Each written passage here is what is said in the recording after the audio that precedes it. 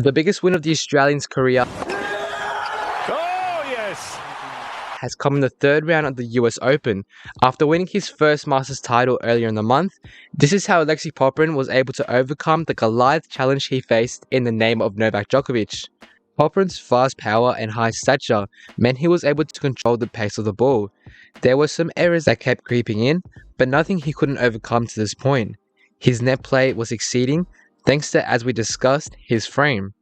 Alexei Popyrin stands at almost 2 meters. I'm going to glance over the first 2 sets quickly, due to the fact I believe there is more to be talked about in the absolute battle that was the third and fourth set.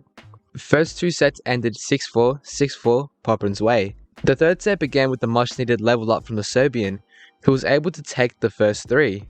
It is noteworthy to say how long the games were at certain times, with some reaching easily past the 6-minute mark. At this point we were 2 hours into the game, with the score 3-2 after Popyrin pulled back Djokovic's early storming start. This game could have easily been much longer if it wasn't for the amount of unforced errors from either side. What we saw this game was more of a drop-off from Popyrin than it was a better game from Djokovic. Popyrin simply made too many errors, and was forcing shots he shouldn't have been. When they worked, he looked great, and Djokovic powerless, but they weren't working enough to make it worth his while, and was eventually doing him more harm than good. The Australian looked too fixated on winners, a game style which is extremely erratic and unpredictable. Players such as Relive do this, and we see them dominate one time and get walked over the next. It is not winning tennis. It simply looks nicer and comes with highlight reels, but not titles, the likes of Djokovic has experienced. So why was Alexei keeping this playing style? Because it worked in the last 2 sets. If you play perfectly, it's a very hard play style to beat. We already discussed the numerous downsides. It was also working for him often enough to keep him hopeful that it will continue to do so. It was like a small drug, in other words. Enough said, let's break down the fourth set.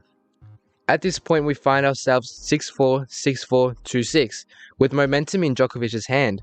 He wins the third set with the exact same talking points. Alexei now was able to overcome and win a huge game, which halted Djokovic's momentum, the likes of which are very hard but very important to do at the earliest opportunity.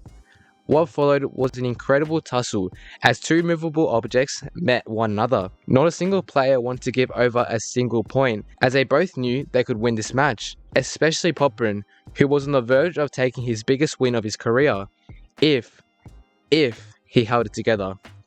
A task which is not easily done, especially when Novak Djokovic is on the other side of the net. What I enjoyed about Alexei was his ability to bring in Novak to the net before powering a shot past him. The passing shots were single-handedly holding the Australian in the match, with his serve being the perfect sidekick to keep the Serbian off of his game. Popyrin inched closer at this point, leading the fourth set 5-2.